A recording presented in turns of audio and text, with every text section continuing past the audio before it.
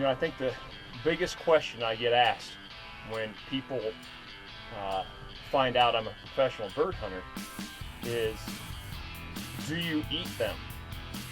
And of course, we eat the birds that we shoot. So I'm going to go ahead and show everybody how it is that I disassemble many of the upland species that I shoot. Today we'll show you how I butcher a sharp-tailed grouse that we just shot in this field, and what exactly we do. A lot of people have a misconception that you know, that it's gross or that it's icky. Ooh, you cut those birds up yourself, and of course we do. We don't have a traveling crew that butchers our birds for us. So I'm going to go ahead and show you what it is that we do when we take a game bird. Sharp-tail's a good example of that. This is a beautiful bird that we took this morning. So we'll go ahead and show you what we do.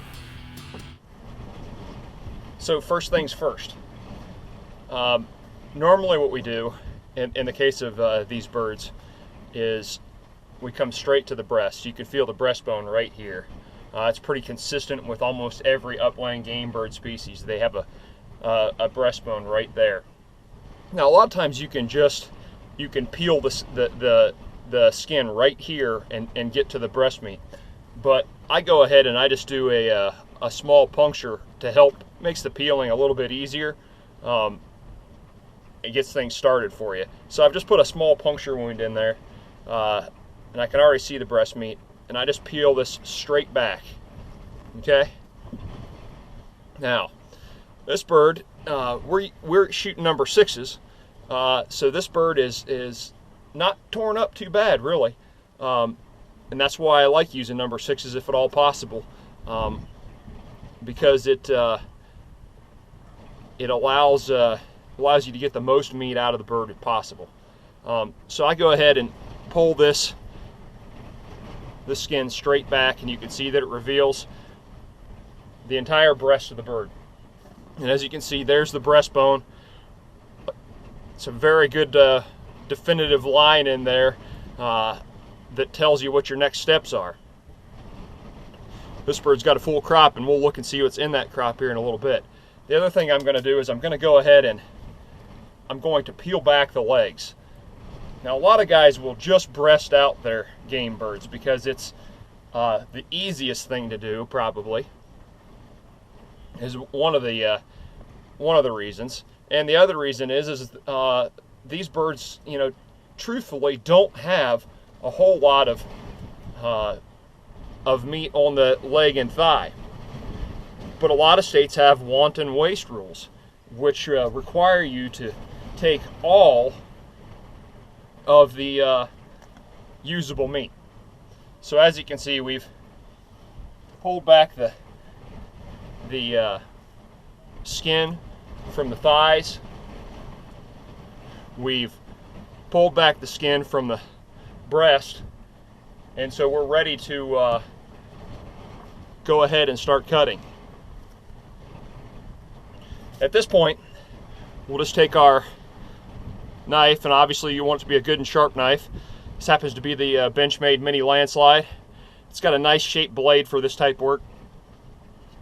And you start on either side of the breastbone. I like to start on the right side. I don't know why. It's just what I do. And I make an incision right there along the breastbone, pushing up against the breastbone to make sure that I get as much of the meat off of this breastbone as possible. And as you can see, there's the initial incision. And then I take the knife, I turn it around, and I'll follow this breastbone the whole way up. And there's a plate down here. If you're familiar with eating chicken, you'll know this plate. It's that breastplate, and I run my knife along that breastplate and get all of the meat off of this bird. So I'm just lightly running that knife along there.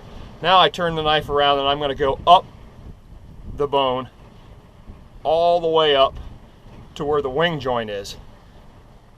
And again, I just come back in and I peel this meat off of that breastplate. And you can see it just comes right off. You know, sharptail is one of the few upland birds that have a dark meat. So I'm going to peel this the whole way up, get down here right to where the wing connects in, peel it right back, and there you go. There's our first sharptail breast, separated off with the bone. As you can see, very clean. And then I've got my bags ready to go, sitting right here beside where I clean birds. So immediately, without putting this down anywhere, I don't have to wash it off because it's touched nothing. I go straight into the bag. One sharptail steak down. Now let me show you what that looks like on the bird, the hull of the bird now. Okay, so you can see up close that you never actually break into the inside of the bird. You stay on the breastbone, and that's part of the reason why I like doing it this way, is because you're never getting into the guts of the bird, unless you've got a really bad shot up bird, and then it's a little bit different. So now I do the exact same thing to the other side. I come in by the breastbone. I actually can cut both-handed, so I don't have to turn the bird a lot of times, though sometimes I will. And it depends on how cold it is too. Sometimes it makes it a little bit more difficult. So I come right back into the breastplate. As you can see, I'm peeling this back.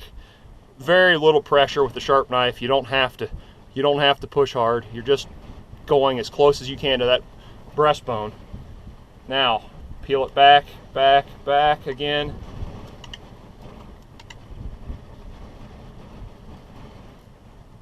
And I come right up here to follow the line. I'm just basically doing the exact same thing on the opposite side of this breastbone. My bird now, no. Come up here to where the wing is.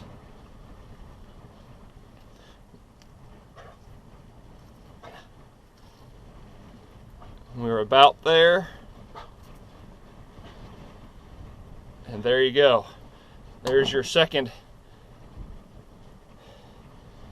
sharptail steak, ready for eating.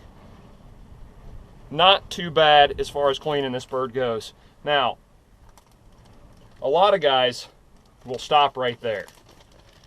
They've breasted this bird out. It is probably 85% to 95% of that meat is already off the bird with the breast. But what I like to do is take the legs and the thighs. There is some meat on these legs and thighs, as you can see. They're going to be sinewy, but you can figure recipes that work with that. So what I do is I turn back that leg, and you can feel it pop right out of the socket. The thigh bone pops right out of the socket. I'll come back in right here as close as I can to the body, and I'll start cutting the meat around that where the joint has popped out. You know, and a lot of guys think that you have to get down in here and you're going to be using your game shears to cut these birds up. You really don't need to do that if you separate the breasts out the way I do. So I'm just cutting the meat down here around this joint, getting as much of it as I can of that thigh meat. And then I come right in on top of that joint. And you can see you're just separating the tendons right there. And as soon as you do that, and you get the meat cut, that leg and thigh comes right off. And again, it's very clean. A few feathers that I need to clean up, but pretty easy process. Now I'm going to go ahead and peel back this leg all the way to that last drumstick knuckle, if you will.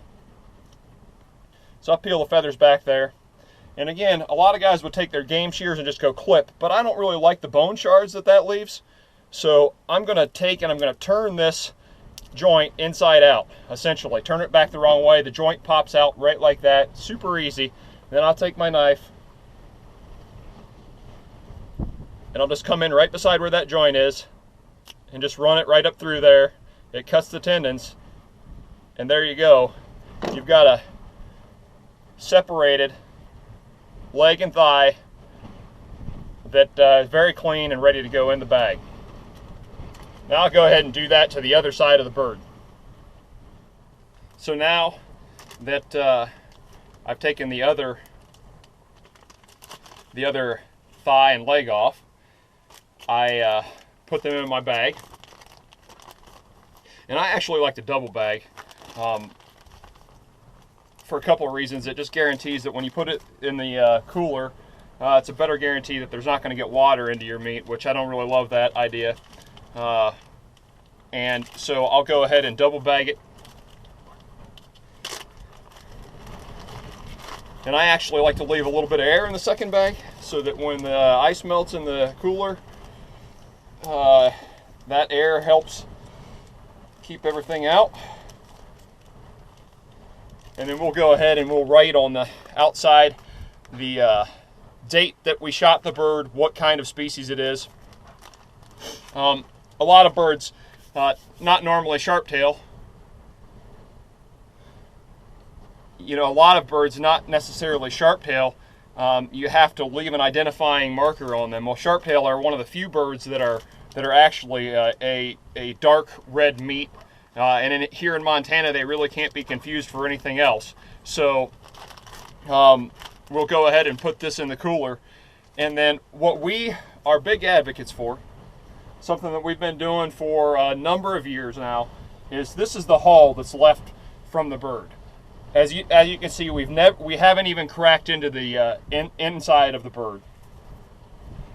If you're a fly tyer, you know, now's the time to take your feathers. These early sharptail don't have the sharps, which are the two long tail feathers that come out. Those come in later in the year. So normally we would pull the sharps off. There are a lot of nice fly tying feathers on here. Obviously, this bird's got a nice mottled coat on it.